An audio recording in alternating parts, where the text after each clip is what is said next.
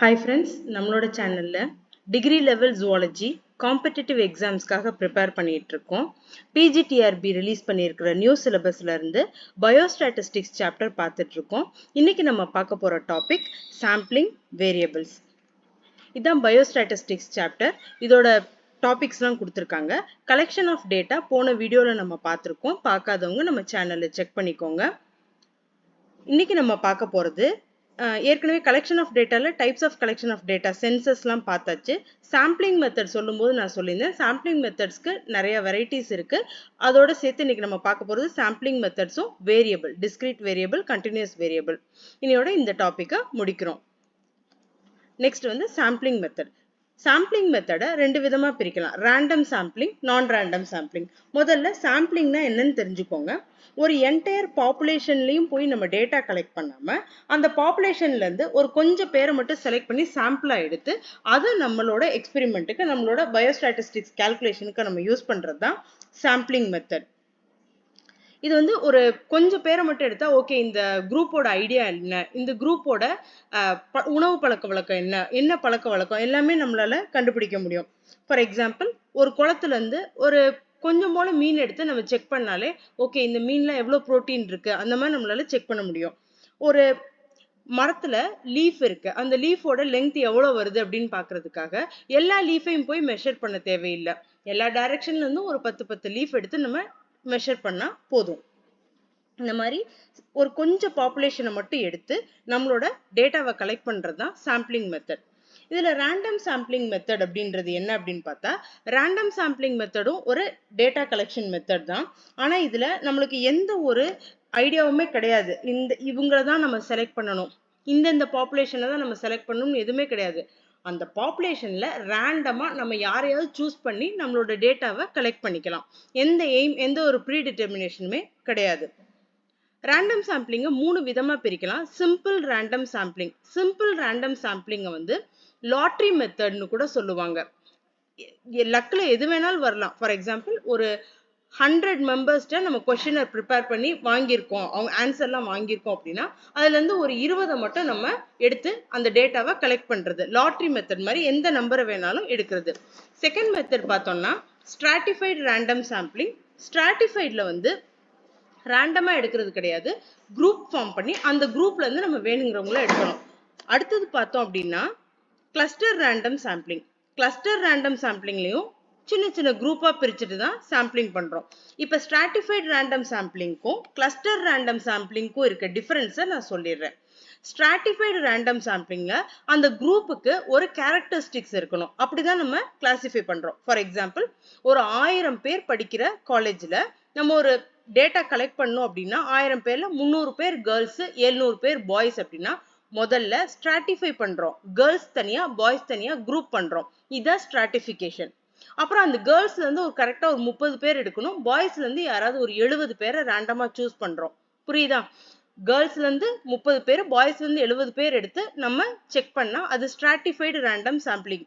இப்போ நான் cluster random sampling சொல்றேன், உங்களுக்கு டிஃபரன்ஸ் புரியும். கிளஸ்டர் ரேண்டம் சாம்பிளிங்ல ஒரு காலேஜ்ல அவங்களோட உணவு பழக்க வழக்கம் என்னன்னு சொல்லி பாக்குறதுக்காக ஓகே, இந்த ஊர்ல எத்தனை காலேஜ் இருக்கு, 5 காலேஜ் இருக்கு, அந்த 5 காலேஜ்ல ஏதாவது ஒரு 2 காலேஜை மட்டும் எடுத்துட்டு அந்த 2 காலேஜ்ல நம்ம டேட்டா கலெக்ட் பண்றது. சவுத் இந்தியன் ஃபுட் பிடிக்குமா, நார்த் இந்தியன் ஃபுட் பிடிக்குமா, ஜங்க் ஃபுட் பிடிக்குமா, அந்த மாதிரி ஏதாவது ஒரு 2 காலேஜ்ல மட்டும் நம்மளோட டேட்டா கலெக்ட் பண்ணோம்னா அது cluster random sampling. Stratified random சாம்பிளிங்கிறது கரெக்டா ஒரு கேரக்டரிஸ்டிக்ஸ் குரூப் இருக்கணும், கேர்ள்ஸ், பாய்ஸ், அல்லது first year students, second year students, third year ஸ்டூடெண்ட்ஸ்னு ஃபர்ஸ்ட் ஸ்ட்ராட்டிஃபை பண்ணிடணும் ஒரு கேரக்டர்ஸை. அதுக்கப்புறம் அதுல ரேண்டம் சாம்பிளிங் பண்ணும். கிளஸ்டர் சாம்பிளிங்கிறது அப்படி கிடையாது. குரூப்பா பிரிச்ச பிறகு அந்த குரூப்ல இருந்து ஏதோ ஒரு 2 மட்டும் நம்ம ரேண்டமா எடுத்துக்கணும்.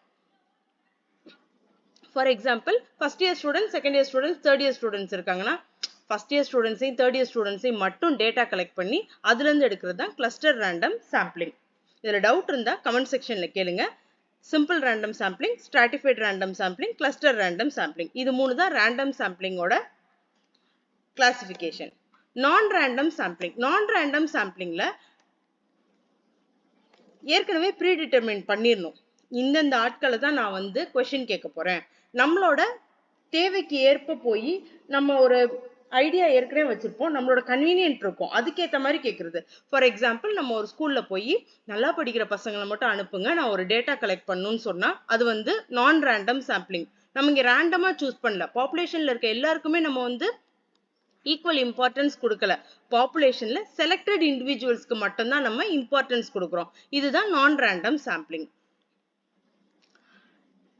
நான் ரேண்டம் சாம்பிளிங்க்கு எப்படி எக்ஸாம்பிள் சொல்லலாம் அப்படின்னா, நம்மளோட ஏற்கனவே ஒரு ப்ரீ ஜட்ஜ் பண்ணி வச்சிருப்போம் நம்மளோட டாபிக்கை. ஃபார் எக்ஸாம்பிள் இந்த கிளாஸ்ல குறைஞ்ச மதிப்பெண் எடுக்கிற பசங்களெல்லாம் அனுப்புங்க, நான் ஒரு இன்டர்வியூ பண்ணணும் அப்படின்னு சொல்லிட்டு. இதுதான் நான் ரேண்டம் சாம்பிளிங். செலக்டட் இண்டிவிஜுவல்ஸா நம்ம என்ன பண்ணணும், எடுத்து பண்றது வந்து நான் ரேண்டம் சாம்பிளிங். இப்போ அட்வான்டேஜஸ் ஆஃப் சாம்பிளிங். இந்த ஹோல் சாம்பிளிங் மெத்தடுக்கும் என்ன அட்வான்டேஜ் அப்படின்னு பார்த்தோம்னா, ரொம்ப காஸ்ட் வந்து கம்மியாக தான் தேவைப்படும், எக்கனாமிக்கலாக இருக்கும். மொத்த பாப்புலேஷனையும் நம்ம இன்ட்ரூவ் பண்ண போறது இல்லை, கம்மி பாப்புலேஷன் மட்டும் தான் எடுத்து செய்ய போறோம். அதனால இது கண்டிப்பா டைமை மிச்சப்படுத்தும். டிஸ்அட்வான்டேஜஸ் பார்த்தோம்னா, சாம்பிளிங் நம்ம பண்றதுக்கு ரொம்ப ஸ்கில்ஃபுல்லா இருக்கணும், நம்மளுக்கு நிறைய விஷயம் தெரிஞ்சிருக்கணும், நம்ம ஒரு குறிப்பிட்ட பயஸ்டா இருக்கக்கூடாது, குறிப்பிட்ட ஆட்களை மட்டும் குறிப்பிட்டவங்களை மட்டும் நம்ம எடுக்கக்கூடாது. நம்ம ஓவராலா அந்த பாப்புலேஷனோட கேரக்டர்ஸை தெரிஞ்சுக்கிறதுக்கு நம்ம எல்லாரையும் நம்ம இன்க்ளூட் பண்ண வச்ச மாதிரியான அந்த சாம்பிள் வந்து இருக்கணும். இது வந்து ஸ்கில்ஃபுல்லான பீப்புளால மட்டும்தான் செய்ய முடியும், எக்ஸ்பர்ட்டா இருக்கணும் அதுல. இன்னொன்று, சாம்பிளிங் மெத்தட்ல இந்த பாப்புலேஷன்ல இருக்க எல்லாரோட ரெப்ரசன்டேஷனும் இருக்காது. நீங்க யாரை எடுக்கிறீங்களோ அவங்களோட ஆன்சரை வச்சு நீங்க வந்து ரிசல்ட் சொல்லிட்டு போயிடுவீங்க. இந்த பாப்புலேஷன்ல இருக்க எல்லாருக்குமே உண்மையிலே இதுதான் பிடிக்குமான்னு சொல்லி உங்களால கண்டுபிடிக்க முடியாது. அதுதான் சாம்பிளிங் மெத்தடோட டிஸ்அட்வான்டேஜ். இப்போ நம்ம நெக்ஸ்ட் டாபிக் போறோம், வேரியபிள். வேரியபிள் அப்படின்றது ஒரு வேல்யூ, ஒரு மேத்தமெட்டிக்கல் வேல்யூ இருக்கும்ல. நார்மலா பயோஸ்டாட்டிஸ்டிக்ஸ் எதுக்கு பண்றோம், இந்த கிளாஸ்ல இருக்கவங்களோட வெயிட் எல்லாம் எப்படி இருக்கு, இந்த கிளாஸ்ல இருக்கவங்களோட ஹைட் எல்லாம் ஆவரேஜா எப்படி இருக்கு, இப்படிலாம் நம்ம சின்ன சின்ன ப்ராப்ளம்ஸ் சம்ஸ் வந்து சால்வ் பண்ணியிருப்போம். இப்போ வேரியபிள்ன்றது அந்த மேத்தமெட்டிக்கல் வேல்யூ தான் வேரியபிள் அப்படின்றது. அந்த மேத்தமெட்டிக்கல் வேல்யூவை வச்சு நம்ம அதோட கேரக்டர்ஸை டிஃபைன் பண்றோம். இந்த வேரியபிள் வந்து ரெண்டு விதமா பிரிக்கலாம், quantitative variable, qualitative variable. Quantitative வேரியபிளை உங்களால மெஷர் பண்ண முடியும். ஃபார் எக்ஸாம்பிள், இந்த குளத்து தண்ணியில எவ்வளோ ஆக்சிஜன் இருக்கு, ஓகே, 100 ml-க்கு 3 ml ஆஃப் ஆக்சிஜன் இருக்கு அப்படின்னு குவான்டிடேட்டிவா உங்களால சொல்ல முடியும், மெஷர் பண்ண முடியறது எல்லாமே குவான்டிடேட்டிவ். ஹைட்டு, வெயிட், வால்யூம்ல சொல்றது, ml, லிட்டரு, இந்த மாதிரி நம்மளால மேத்தமெட்டிக்கலா சொல்ல முடியும்னா அது குவான்டிடேட்டிவ். குவாலிட்டேட்டிவ் வேரியபிள் அப்படின்றது என்ன அப்படின்னா, அது வந்து நம்மளால மெஷர் பண்ணவே முடியாது, அன்மெஷரபிளா இருக்கும். ஃபார் எக்ஸாம்பிள், சீட் கோட் வந்து ரிங்கிளா இருக்கு, சுருங்கி இருக்கு அப்படின்றத வந்து நம்மளால மெஷர் பண்ண முடியாது. நம்மளால சொல்ல முடியும் அதோட அப்பியரன்ஸ் எப்படி இருக்கு, அது ஷ்ரிங்க் ஆயிருக்கு அப்படின்னு சொல்லி. சீடோட கலர், ஃப்ளாரோட colour, colour of the skin, ரொம்ப கருப்பா இருக்காங்க, கொஞ்சம் கருப்பா இருக்காங்க, கருப்பா இல்ல சிவப்பா இருக்காங்க, அந்த மாதிரி கலர் ஆஃப் த ஸ்கின், இதெல்லாமே சொல்றது வந்து குவாலிட்டேட்டிவ். அதை உங்களால நியூமெரிக்கல் வேல்யூல சொல்ல முடியாது, மெஷர் பண்ணவும் முடியாது. அது நம்ம வந்து ஒரு ஆட்ரிபியூட்டா சொல்லதான் முடியும், டிஸ்கிரைப் பண்ண முடியும். இந்த ஃப்ளார் வந்து ரெட் கலரா இருந்துச்சு, லைட் ரெட் கலரா இருந்துச்சு, பிங்க் கலரா இருந்துச்சு, டார்க் பிங்க் கலரா இருந்துச்சுன்னு சொல்லி டிஸ்கிரைப் பண்ண முடியறது எல்லாமே குவாலிட்டேட்டிவ். குவாலிட்டேட்டிவ். நம்மளுக்கு போர்ஷன்ல குவான்டிடேட்டிவ் வேரியபிளோட ரெண்டு டைப்ஸ் தான் வந்து கொடுத்துருக்காங்க. என்னது, discrete variable and continuous variable. Discrete variable அப்படின்றது வந்து ஒரு டிஸ்கண்டினியூஸ் வேரியபிள். ஆமா, கண்டினியூஸ் வேரியபிளோட ஆப்போசிட் தானே டிஸ்கிரீட். அப்ப அது ஒரு டிஸ்கண்டினியூஸ் வேரியபிள்னு கொஸ்டின்ல இருந்தாலும் அவங்க எதை தான் சொல்றாங்க, டிஸ்கிரீட் வேரியபிளை தான் குறிக்கிறாங்க. அது எப்பயுமே ஹோல் நம்பர்ல இருக்கும், அதாவது புள்ளி டெசிமல் வச்சு வராம ஒரு ஹோல் நம்பரா இருக்குது. என்ன எக்ஸாம்பிள் அப்படின்னு பார்த்தோம்னா, number of children studying 7th standard, அது எப்படியும் டெசிமல்ஸ்ல வரவே வராது. இந்த ஸ்கூல்ல ஒரு 200 பேர் 7th ஸ்டாண்டர்ட் படிக்கிறாங்க, 157 பேர் படிக்கிறாங்க, இதெல்லாம் ஹோல் நம்பரா வரும், டிஸ்கிரீட் வேரியபிள். கண்டினியூஸ் வேரியபிள் அப்ப என்னவா இருக்கும் அப்படின்னா டெசிமல் நம்பரா வரும். ஃபார் எக்ஸாம்பிள், வெயிட் என்னவா இருந்துச்சு அப்படின்னா, ஆவரேஜா அந்த வெயிட் வந்து 8ஆம் கிளாஸ் படிக்கிற பசங்களுக்கு 45.3, 45.3, அந்த மாதிரி டெசிமல் வேல்யூஸ்ல வர்றது எல்லாமே கண்டினியூஸ் வேரியபிள். இது டிஸ்கிரீட் வேரியபிள், கண்டினியூஸ் வேரியபிள் ரெண்டுமே வந்து குவான்டிடேட்டிவ் வேரியபிள் கீழே தான் வருது.